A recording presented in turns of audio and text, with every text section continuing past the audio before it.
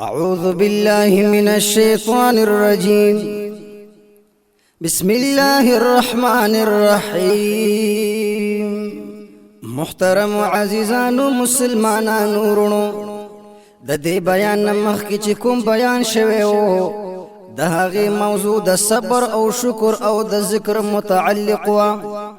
اوس چې دا کوم بیان کیږي د دې موضوع د شرک او تکبر او د ظلم متعلق دی. د ذوالقعدې د میاشتې په وړومبۍ خطبه باندې د صبر او شکر او ذکر بیانو. اوس په دې خطبه کې د دې په مقابله کې چې د دې ضد دی د شرک او تکبر او ظلم بیان کیږي، لکه څرنګه چې د صبر او شکر او ذکر باعث کامیابی ده، دغه شان شرک او تکبر او ظلم دا باعث بربادی ده. د ټولو نه مخکې به د شرک خرابۍ بیانېږي. شرک د ټولو نه لوی دی او ظلم د ټولو نه لوی دی. الله تعالی ارشاد دی، بشک الله رب العزت بخنه نه کوي د دې چې شرک وکړي شي هغه سره، یعنی شریک ور سره جوړ کړي شي د دې بخنه نه کوي، او بخنه کوي د دې نه علاوه هغه چاته چې وغواړي او هغه چا چې شریک جوړ کو الله لرام پس د لویه ګناه وکړله. یعنی د شرک نه لویا ګناه نشته دی چا چې د الله سره شراکت والا جوړ کو، شریک یې جوړ کو، د غوندو نه لویا ګناه وکړله. یعنی شرک دومره غټه ګناه ده چې د هغې په یو حال کې هم بخشش نه کیږي. د دې نه علاوه خو څومره لوی ګناهونه ولې نه وي هغه د سزا سره یا د سزا نه بغیر معاف کیږي. د کائنات هر یو سیز اسمان زمکه لمر سپوږمۍ سیارې ستوري اور اوبه خاوره او هوا د الله تعالی فرمان بردار دي. صرف د انسان دی چې د هغه نافرماني کوي او هغه سره شریک جوړوي. الله تعالی پر خودل او د پیغمبرانو فرښتو امامانو پیرانو او د پیریانو په شکل وخت کې یادول او د هغوی نه امداد غوښتل شرک دی. یعنی چې الله دې پرې خودو د پیغمبر نه غواړي، د فرښتو نه غواړي، د امامانو نه غواړي، د پیرانو نه غواړي، او یا د پیریانو په شکل باندې د هغې نه غواړي، او حقیقي رب چې د کوم دی هغه دې پرېښی دی د هغه نه غواړي. دغه شرک دی دا د الله سره شراکت دی. په قبرونو سجدې کول د غیر الله نظر و نیاز کول دا شرک دی. د اور اوبو خوري هوان مر سپوږمۍ ستورو او بوتانو عبادت کول شرک دی. د الله تعالی نه علاوه بل څوک مالک و مختار ګڼل، حاجت روا فریاد رس ګڼل، یا چاله نفع او نقصان ژوند او مرګ او د عزت او ذلت مالک ګڼل دا شرک دی. د موحد د یو خدای منونکي په باره کې شیخ سعدي رحمه الله فرمایي چې او غواړي نو ریزه ریزه یې کړي مگر د الله تعالی نه علاوه نه د چا نه یریږي او نه سجده کوي. یعنی کوم چې موحد په یو الله باندې ایمان وي هغه کته بدن ورله ټوکړي ټوکړي کی، بدن ورله پرې کی، بدن غوښې ورله غوسه کی، خو بیا هم د بل چا نه غواړي او نه د بل چا نه یریږي. واحد د یو الله نه یریږي، د یو الله نه غواړي. په دغه حال کې که د ته مرګ هم راشي نو دی به د یو الله نه غواړي، د بل چا نه غواړي او نه د بل چا نه یره کوي. حضرت یوسف علیہ السلام په جیل کې خپل ملګرو ته د توحید د الله تعالی وحدانیت دعوت ورکړ او د شرک نه توبه او بیزاری طرف ته راوستل. قرآن مجید کې راځي حضرت یوسف علیہ السلام فرمایل، اے زما د قید خانې ملګرو، آیا مختلف و متفرق معبودان بهتر دي یا یو الله معبود بهتر دی چې د ټولو نه زبردست دی او یو دی؟ معلومه شولا چې عقیده توحید یو داسې بنیادی عقیده ده چې د دې دعوت د ټولو نه مخکې په هر حال کې ورکړی شي. خوا که مشکل حالات یا د اسانۍ حالات وي، ټول انبیاء کرام علیهم السلام د توحید د دعوت دپاره رالیږلي شوي وو او دا د هغوی واحد مقصد و. ویې فرمایل چې کوم تاسو غواړئ اوازونه ورته کوئ نو اغوی د اسمان او د ځمکې د یوې ذرې مالکان هم ندي. ان کوم بوتانو ته چې تاسو اوازونه کوئ، د کوم بوتانو نه چې تاسو امدادونه غواړئ، هغه خو د اسمان او د ځمکې د یوې ذرې مالکان هم ندي. نو تاسو له به څه درکي، ستاسو مشکلات به څرنګه حل کی، او د دوی په دې کې د ذرې برابر تصرف او حکم هم نه چلیږي. په قرآن پاک کې ارشاد دی او اوایا اے نبی علیہ الصلاة والسلام، تاسو آواز اکی آغا چاہتا چی تاسو اے خدایان گڑی تا اللہ جل جلالہ نعلاوا اغوی اختیار نلری دا یوی ذر برابر پا اسمانونو کی او نپزمکا کی او نشتا دا دوی دا پارا پا دی اسمانونو او زمکا کی سشرکت او نشتا دا اللہ رب العزت دا پارا پا دوی کی چوک مددگارو، یعنی نه په اول پیدایش کې د دوی سره شرکت شته دی د الله رب العزت سره، او نه په انتظام چلولو د کائنات کې د دوی سره مدد شته د هغه سره، بلکې هغه بې نیازه بادشاه دی، چاته هم حاجت نه لري. حضور نبی علیه الصلاة والسلام ته حکم وکړی شو چې ته دوی ته اعلان وکړه چې زه په خپل مخلوق یما، ستاسو د نفع او د نقصان مالک نه یما، نه زما په اختیار کې شته. قرآن پاک ارشاد دی اے رسول الله صلی الله علیه و آله وسلم، حضور علیه الصلاة والسلام هر وخت د الله تعالی طرف ته دعوت ورکړی دی. د آیات ترجمه دا د اے رسول الله مبارک ته وایا چې بشک ز اختیار نه لرم ستاسو د پاره د نقصان او نه د فائدې، او وایا اے نبی علیہ الصلوۃ والسلام بالکل با پنارا نکړی ماتا د الله جل جلاله نه هیڅوک، او بالکل با پیدا نکما ز د اغنا علاوه د پناه غازی. ان که ز پناه غواړم نو د بوتانو نه غواړم، واحد الله نه غواړم، او چې فنا را تراکین واحد الله به راکې، بل څوک را ته فنا نشي راکولې. د انسان درې حالتونه دادي. لومبه چې کله د هیڅ نو الله تعالی د عدم نه وجود تراوستو، دویم نطفه او مړوا هغه ژوندۍ کړله، دریم بیا الله رب العزت د پرورې شکړلو، دلې علم او عقل ورکه. اوس د انسان بشمار حالات او ضروريات او حاجات دي، هغه هر وخت الله تعالی محتاج دی. د دې وجنا دل پکار دی چې د صرف او صرف د الله تعالی عبادت وکي، د کوم الله جل جلاله چې د هر وخت محتاج دی. حضرت ابراهیم علیه السلام چې کله کفار په اور کې واچولو، نو حضرت جبرائیل علیہ السلام د الله تعالی په اجازت باندې راغی، او حضرت ابراهیم علیہ السلام ته عرض وکړلو چې کچرته څه حاجت وین وایا. نو حضرت ابراهیم علیہ السلام فرمایل حاجت خدای مگر دستا د طرف نه دی، د الله تعالی د طرف نه دی. حضرت جبرائیل علیہ السلام فرمایل بیا د الله تعالی نه درخواست وکړي چې هغه مدد وکړي، وی فرمایل چې هغه په پټو ښکار ټولو باندې پوهیږي. نو حضرت ابراهیم علیہ السلام عملی طور دا سبق ورکو چې په حاجت کې صرف د خدای پاک نه امداد غواړي، او صرف هم د هغه نه غواړي، د بل چا نه مغواړي، ځکه چې هغه په هر ځای کې حاضر او ناظر دی، د هر یو حال نه خبر دی، لري یا نږدې سسیز په اسمان او په ځمکه کې، او هغه نه پټ پاتې نه دی. خوا که هغه په غرونو کې وي او که په سمندر کې وي، خوا په تیاره کې وي او که په رڼا کې وي، هر ځای کې د الله تعالی حکم او تصرف نافذ او جاری دی. مرګ او ژوند، د رزق تنګي او فراخي د هغه په قبضه کې دي، صحت او تندرستی د هغه په قبضه کې دي، فتح او شکست د هغه په قبضه کې دي، او مرادونه پوره کول د هغه په قبضه کې دي، حاجتونه پوره کول، مصیبتونه لري کول، په مشکل وخت کې امداد کول، ټول د الله رب العزت په قدرت کې دي. د چا نبی یا ولی په لاس او اختیار کې نه دي، د دې وجنا صرف د الله رب العزت استعانت امداد غواړي د الله نه امداد غواړي حضرت لقمان علیہ السلام خپل زوی ته نصیحت وکړلو چې په قران پاک کې هم د دې ذکر شته دی چې ای زویا د الله تعالی سره څوک شریک جوړ نکړي ځکه چې دا ډیر لوی ظلم دی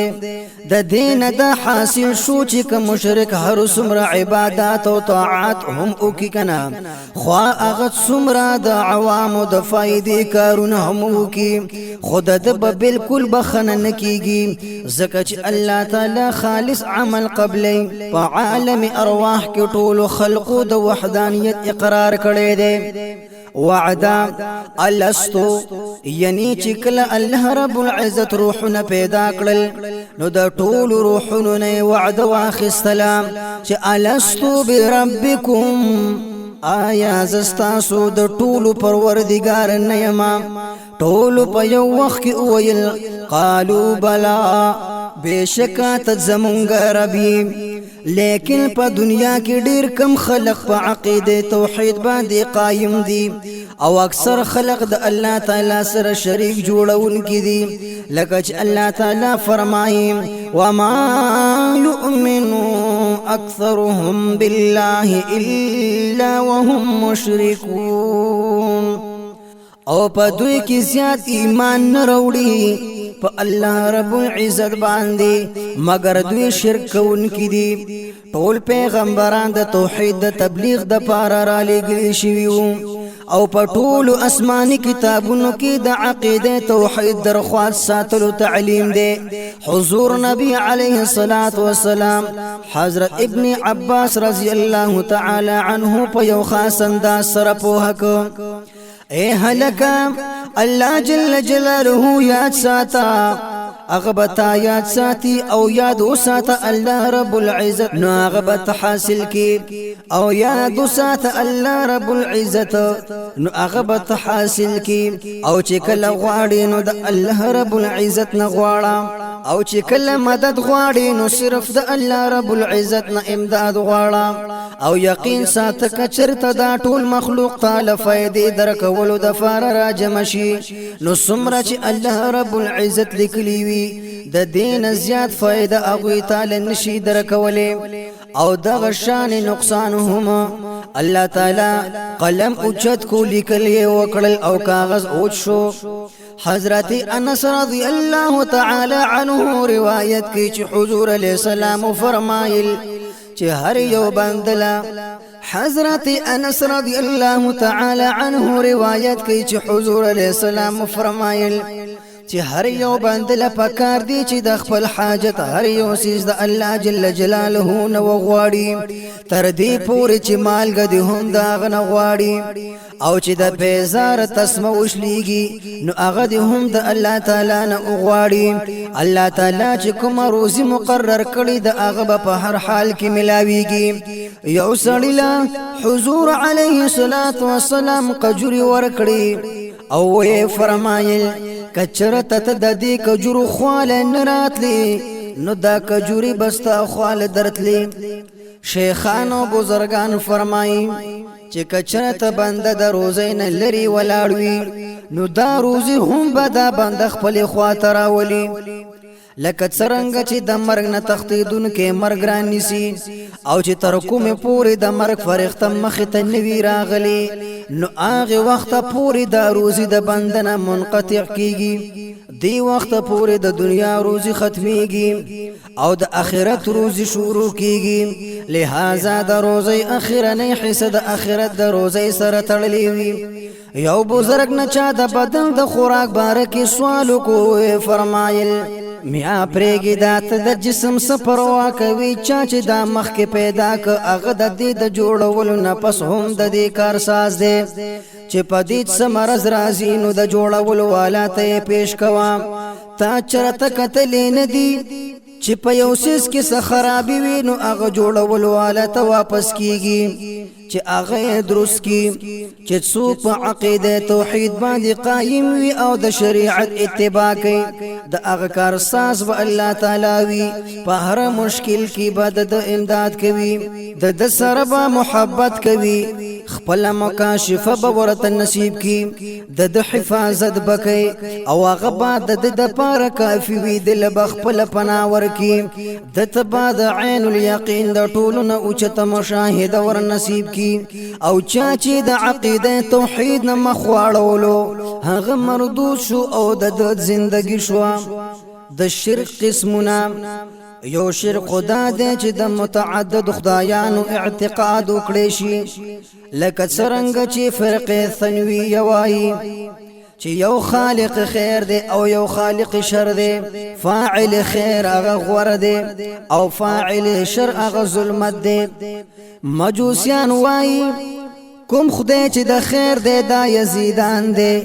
او د شر خالق خدا چې کوم دی هرمن دی دویم عیسایانو د اقانیم عقیده او ساتلا او وایي چې الله پاک حضرت عیسی علیه السلام او حضرت مریم علیه السلام دا درې وانه خدایان دي الله جل جلاله یو فرد جوهر دی او د درې وانو سره مرکب دی درې وانه چې ملو شي نو یو شي او یو درې شي دریم نمبر د شرک یو قسم دا دی چې د الله تعالی نه علاوه د بل چا عبادت کول چې دا به خدای پاک سره یو ذکرې لکه څنګه چې بت پرست عقیده لري چې الله تعالی دومره عظیم دی او مونږ دومره خوار او ذلیل یو لہذا د دې دومره لوی سرکار د قرب حاصل ولود پاره د معزز مخلوق مثال پتور باندې د فرښتو مرس بوګمې ستورو او روبو وغیرہ عبادت کو سلورم نمبر شرکی تقلید داده چپلی دلو کتلو سره شرک کوي پدې خیال چې زمونږ پلار نکه هم عبادت کولو مونږ به هم د هغوی په قدم باندې روان یو لکه څرنګه چې نن سبا ډېر خلک اهل بدعت او قبر پرست شرک کوي او هم دغه خبره کوي پنځم نمبر د شرک اسباب یعنی اسباب موثر حقیقی ګڼل چې په ډوړی باندې خېټه مړیږي په اوبو باندې تند ماتیږي په کپړو باندې ستر پوش کیږي په دوايي سره آرام ملاويږي دن مرن رڼا حاصلېږي نو دغه سه خلقهم دا چیزونه موثر حقیقی وګڼل او د خدای ته د سجدي کولو په ځای باندې پما د پرستی کی اختشول او د زندګۍ مقصد خوړل سکل او سودا اوسېدل هغه جوړ کړو دا هم شرک دی شپږم نمبر شرک اعراض یعنی د ریاکاری او ځان خودلو د پارسنې کار کوي د دینه د الله تعالی خوشنودي او رضا مقصود نوي بلکې د خپل عزت په فکر کې داسې کولې شي حدیث مبارک کې دي ته هم شرک ویلې شوی دی د شرک انجام بر ذکر شوی د شرک د اقسام نه پکم قسم شرکی چې څوک هم مبتلا شي ان کوم قسمونه چې ذکر شول د شرک د غټولو کې کپ یو کم یو قسم مبتلا شي کاغه توبه ونباسي او خپل حالت درست نکي نو د هغه خاتمه په کفر سره کیږي او نجات به ورته نه ملاويږي د فاسد عقیده والا که هر څومره د خیر کارونه هم کی د اخرت په اعتبار سره بیکاره بلکې وبال دی قبرونو لره سجدګا جوړول د دې بڑای تعظیم کول اغه طرف ته مخ کول او منس کول هلته د بزرگ قرب حاصل ولو د پاره او د اغنه مرادونه پوره کولو د پاره د هغه په نوم باندې خیرات کول مټایان تقسیمول هل تتلل او په ورځو باندې پاتې کېدل چې د دې په وجه باندې دا بزرگ د دوی مرادونه پوره کی دا واضح او ښکار شرک دی حضور علیه الصلاۃ والسلام فرمایل چې د خدای لعنت دی وی په يهود او نصارو چې هغه د انبیاء کرامو قبرونه سجدګا جوړ کړی دي نن سبا د ډیرو بزرګانو قبرونه د شرک مرکزونه جوړ شوي دي حضور علیه الصلاۃ والسلام دعا فرمایلی دا چې یا الله زما قبر سجدګا م جوړوي چې د دې عبادت وکړي شي بعض خلق قبرونه په یو داسې تعظیم حرمت او عاجزي او یری او نرم دلی سره سي چې داسې جماعتونو ته هم نزي په قبرونو باندې ډیوی بلای چې لکه شی پرې کوي څادرونه پې غوړی منجور پې کینوي او په قبرونو کې ناستل د جماعتونو د خدمت د افضل غني د قبرونو نه سوالونه کوي چې پلان کې بابا مال زوی راکه مال لور راکه زما پلانې حاجت دې دا راته پوره کا نو دا شرک دی د هغوی طواف کوي سجده ورته کوي په دیوالونو چوکاټونو او په قبرونو باندې ایښودې شوې کاڼې ښکلوي او سینې سره یې لګي او په مخ یې راکاږي په قبرونو باندې لاس کېږي دي د قبرونو خوره د تعظیم په طور باندې اوچتوي صاحب مزار ته چغې وهي او هغه ته فریاد کوي چې د هغه نه امداد غواړي روزي او تندرستي او اولاد تنه غواړي د هغه نه د تکلیفونو نجات غواړي دا ټول ناجایز دي دا شرک دی او گمراهی دا د دې وجنا چې د دې کارونه یو کار نه د خدای رسول کړي دی نه یو صحابي نه یو تابعی رحم الله کړي دی او نه ائمه دین کړي دی او دا کې دې نشي چې دا کارونه شرع او تندرست وي یعنی په شرع کې دا جایز وي نو دا هډو کې دې نشي د دې د جایز والی هیڅ گنجائش نشته دی دا حرام کارونه دي او نه هغوی دا کارونه کول د هغوی نه کول نه بلکې د دې نه منع کول یې دلیل دی یعنی دا کارونه کړي نه دي بلکې د دې نه منع فرمایلی دا چې تاسو داسې کارونه مکوئ نظرونه د قبرونو والو د پاره ممنئ د هغوی نه سوال مکوئ د هغوی نه اولاد مغواړئ دغه سجدې قبرونو ته مکوئ دغه منع فرمایلی دا چې دا ټول کارونه شرک او گمراهی ده په قبرونو باندې عرس کول اهل کتاب مشرکین او بد خپل پیغمبرانو بزرگانو په قبرونو باندې عرس کولو په زیارت باندې بجمع شول او په بهود خبر او خوشالو کې به مشغولو پس حضور علیہ الصلوۃ والسلام خپل امت د دین منع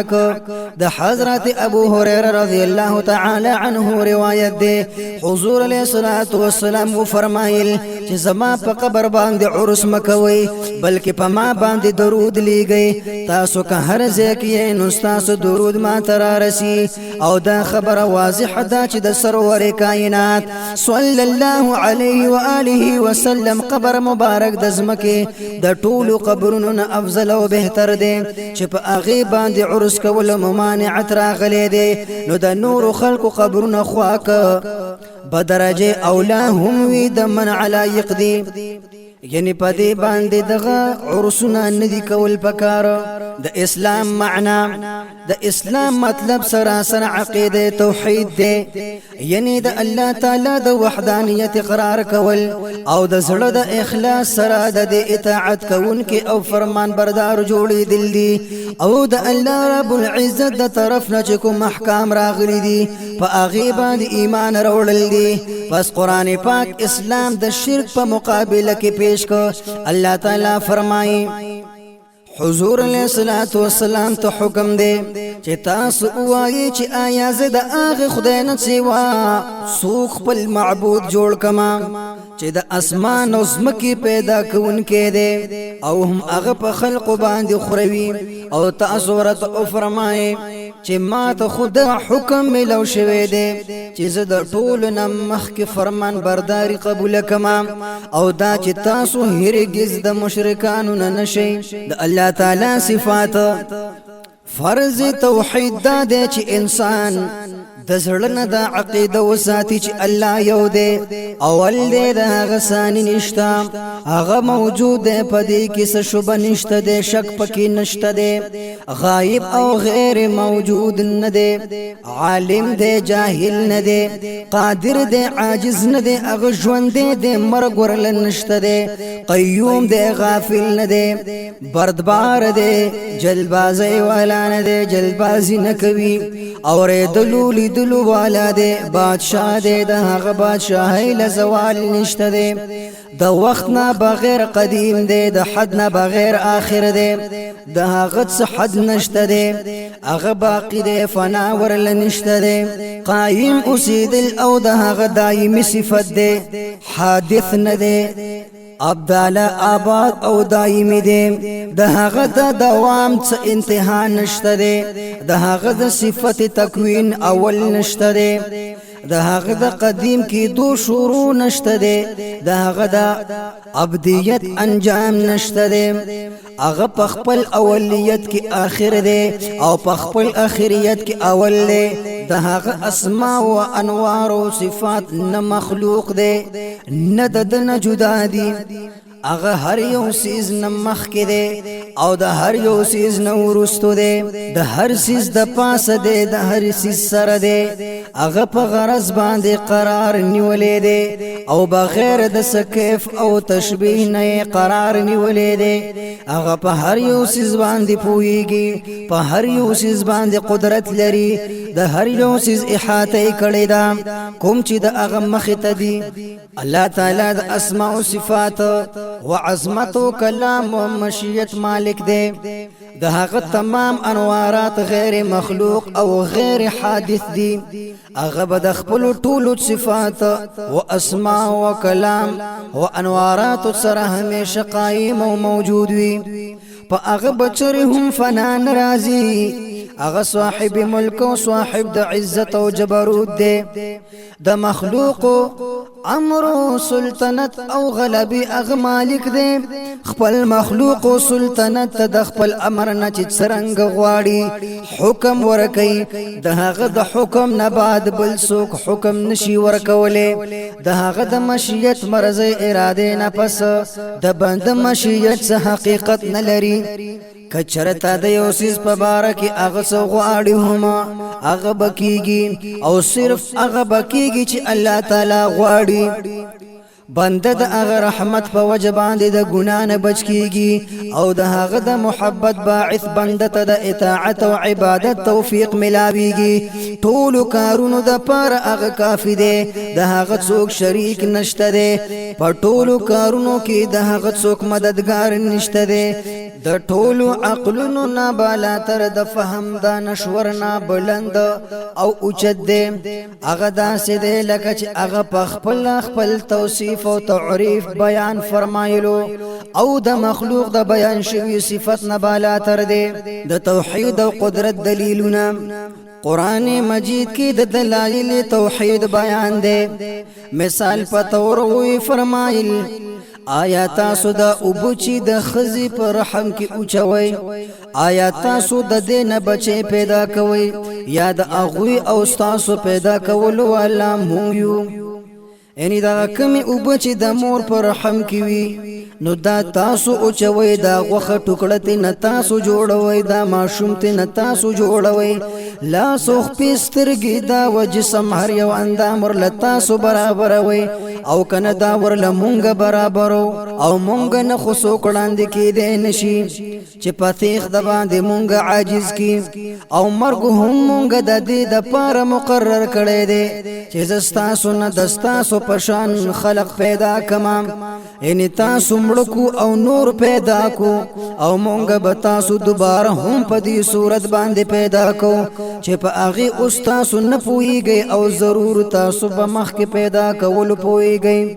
پس تاسو ولی زمونږ قدرت نه یادوي تاسو چې پزماکه کې څه وکړئ آیا هغه ګورئ آیا دا تو خم تاسو راټو کوي یا د دې راټو کون کې مونږ یو کچرته مونږه او غواړو چې تاسو څه کړلی دي نو مونږه به هغه کړلې شوی تو خم بيدانې غیا جوړ کو نو تاسو د دین اندوهنا کو د خپل کوشش نخ پیمان وسی او بیا وایي چې مونږه تاوان کوون کیو بلکې مونږه د روزي نه به نصیب یو آیا تاسو هغه ابو ته ګوري کوم چې تاسو د تند ماته ولو پارس کئ آیا د دې د سپین وریځ نارا ورون کی تاسو یې یاد دې را ورون کی مونږ یو کچره مونږ او غواړو نو دغه سی ابو نه بدرته خوروا جوړ کو تروي به قدرتا پدې نعمت باندې د الله تعالی شکر ولې نو باسي چې تاسو ته صفا ملاويږي د اوبو کمی چې تاسو سکي یا تاسو په استعمال کې دي تاسو هغه اور ته وګورئ کوم چې تاسو بلوي نو آیا دا ونه تاسو پیدا کړی دي یا د دې پیدا کوونکې مونږ یو دغه اور مونږه نصیحت جوړ کړي دي د دې د پاره چې تاسو دې ته ګورئ نو د دوزخ اور بدرته یادېږي او مونږ دا اور د مسافر د پاره متاع جوړ کړي دي قران مجید کې د الله تعالی په وجود باندې د دین استدلال شوی دی دا د الله تعالی کاریګری ده چې هغه هر یو سیز مکمل طور سره پوخ او مضبوط جوړ کړي دي د الله تعالی په کاریګری کې به تاسو ته سفر په نظر باندې را نشي بیا دوباره وګورئ که چرته څه دراړو خو په نظر ناراضي الله تعالی هر سیز پیدا کړي دي بیا د دې یو انداز معین کو د الله تعالی په بناوټ کې سره دو بدل نشته دي د الله تعالی په طریقه کې تاسو سره دو بدل نشئ کولای اوس دا ظاهر دي چې کوم سیز کامل مرتب او مستمر نظام دی هغه په خپل نه دی پیدا شوی بلکې او صاحب قدرت او صاحب اختیار هغه پیدا کړی دی نن سبا چې ساينس ترقی کړی دا د ماډرن زمانه د ایجادات او بهتات ته د ماشینری دور په عروج باندې دی او روبوټ تیار کړی شوی دی کمپیوټر ایجاد شوی دی د خلاګانو سفرونه شروع شوي دي سپوږمۍ او مریخ پورې رسایي شوي ده د کائنات په سینکړو رازونه ښکاره شوي دي په سمندر کې ډېر حیران کن څیزونه پټرول معدنیات وغیره دریافت شوي دي مګر قرآن پاک د ټول توحید په باره کې څه فرمایلي دي هغه هم هغه شان په خپل حال دي هغه څوک رد کولای نشي په هغه کې څه ترمیم او اضافه نکیدای شي او نه پکې کولای شي کوم سړی چې د اسمان او د ځمکې او کائنات د پوخ نظام ته وګوري او بیا هم دا وایي چې دا هر څه په خپل خپل وجود کې په خپل راغلي دي چا پیدا کړی نه دي بس په خپل دا په وجود کې راغلي دي د عقل نشته نو په دې باندې پوه شه چې د هغه عقل نشته دی یو وستن هم په خپل نشي جوړې دي د یو کور یو خخته هم په خپل نشي جوړې دي نو د کائنات د دومره عظیم نظام چې ډېر غټ محکم او مضبوط ترتیب او سلیقې سره چلیږي دا څنګه خود به خود چلیږي یو دهری کمیونست د الله تعالی په نظام باندې اعتراض کولو هغه ویل چې د عام داونه دومره غټه ده په دې باندې دا واړه امونه ولې شوي دي او د خربوزي د زیل کمزوري او وړ شان ده او دومره غټي خربوزي نسی دا ترتیب غلط دی د دې برعکس دا کول پکارو د خدای پاک شان ته وګورئ چې دغه وخت هوا راوال وتلا او دو درې امونه په گنجي سر باندې را پریوتل نو بیا ورته خدای پاک را یاد شو ویل چې واقعي خدای موجود دی د هر حکم د مصلحت نه خالی نوي کچرته د ام په دیونه کې دا غټي خربوزه وینو اوس به زما سر ته به برباد کړي الله تعالی چې کوم سي څنګه جوړ کړي دی هغه شان بهتر دی او پدې کې به هم سنس مصلحت ضروري وي په قانون او د خدای په پیدا وخت کې غلطي خبرې کول ندي پکار د تکبر مذمت تکبر او لوی د الله تعالی شایان شان دی یو انسان د خور ذره له د زیب نشته دی چې هغه په خدای کې مداخلت کول سره د شریکولو کوشش وکي الله تعالی فرمایي یقیني خبره ده چې تکبر کوونکې نه خوخوما یو بل ځکه ارشاد دی او مګرز پزمک باندې داسې چې درست نه وباسي ینه ډېر په زور باندې قدم ماخلص مکه درزونه مور کو په خپو باندې زکه چې تن د ازمکه شلولې شي او نه توروز غرون لا رسولې شي په حدیث شریف کې راځي الله تعالی فرمایي چې عظمت او کبریائی زما صادر دے کوم بند چې د دې د اخستو کوشش کوي زد اغه سټ جدا کوما یو حدیث کې راځي متکبر با جنت کې نه داخليږي د حضور علیه الصلاۃ والسلام ارشاد دی چې د چا پزړه کې د اوري د دانې عمره تکبر هم وي هغه با جنت کې نه داخليږي تکبر معنی د غرور کول یعنی نور خلق سپک ګڼل او خپل ځان خولوي ګڼل یو حدیث کې حضور علیه الصلاۃ والسلام فرمایلی دي چې تکبر دا دی چې خدای پاک ته سر ټیټ نکي او خپل جبه د غیبت نه منع نکي یعنی الله ته سجده نکي د الله عبادت نکي او لګیای د خلق او غیبت نکي حضور علیه الصلاۃ والسلام فرمایي چې د قیامت پر ورځ باندې به تکبر کوونکې د کمزوري میږي پرشان پاسي خلق به پخپو کې چقای را چقوي د پاسه به پخپیګ دي حضرت لقمان علیه السلام خپل زوی ته نصیحت وکړلو چې ای زویا پزمک باندې ډېر پدرس سره مګرزا څوک چې تکبر کوي الله تعالی د هغه سره بغض ساتي انسان تکبر د حد نه دومره زیات کو چې د شیطان نه هم مخکې لاړو ځکه چې د خدای دعوه وکړله لکه فرعون او نمرود الله تعالی د یو ماشین هلاک او یوې په اوبو کې غرق د ظلم مزمت دریم هلاک کوونکې عمل هغه ظلم دی ظالمانو ته هدایت نه ملاویږي الله تعالی فرمایي ان الله لا يهدي قوم الظالمين بشک الله تعالی ظالمانو ته هدایت نکي حضور علیه الصلاۃ والسلام فرمایي الظلم الظلمات یوم القیامت ظلم بد قیامت پر ورځ باندې د تیاری په شکل کې وي حضور علیه السلام فرمایي چې مدد کوي د خپل مسلمان ورور خوا که ظالم ولی نوی خو تاسو مدد کوي خوا که ظالم وي او که مظلوم وي خو مدد یې کوي صحابه کرام رضی الله عنهم عرض کړلو یا رسول الله د ظالم بسرنګا مدد کو او فرمایل چې دغه د ظلم نه منع کوي کم ظلم چې کوي نو ورته وای دا ظلم مکوا پدې باندې خدای خپکیږي رسول الله په خپکیږي ظلم پرېږي دا د هغه سره امداد دی د حضور علیه الصلاۃ والسلام ارشاد دی درې کسان به د ټولو اول جهنم تزي اول مالدار چې زکات نه ورکوي دویم فقیر چې تکبر کوي بادشاہ د کفر سره چلیږي لیکن د ظلم سره نشي پاتې کېدی ظلم داسې ګناه ده چې د دې سزا نقد په دنیا کې ملاويږي نن زمونږ معاشره د شرک او تکبر او ظلم نه ډکه ده ځکه بربادي ده کومنګ دا غواړو چې د الله تعالی مدد مونږ سره شامل حال وي نو د ټولو اول به مونږ لا د شرک نه بچ کېدل پکار وي بیا به تکبر پر خود او عاجزي او مسکنت به اختیارو او ظلم به هم پرېږدو پس بیا به د الله رب العزت مدد او نصرت زمونږ سره ملګری وي الله جل جلاله دې مونږ ته د شرک تکبر او د ظلم او د تمام گناهونو محفوظ تیارا نصیب کی برحمتک یا ارحم الراحمین پدې بیان کې که زمونږ د الفاظو کې داسې څه کمې زیاتې شوي وي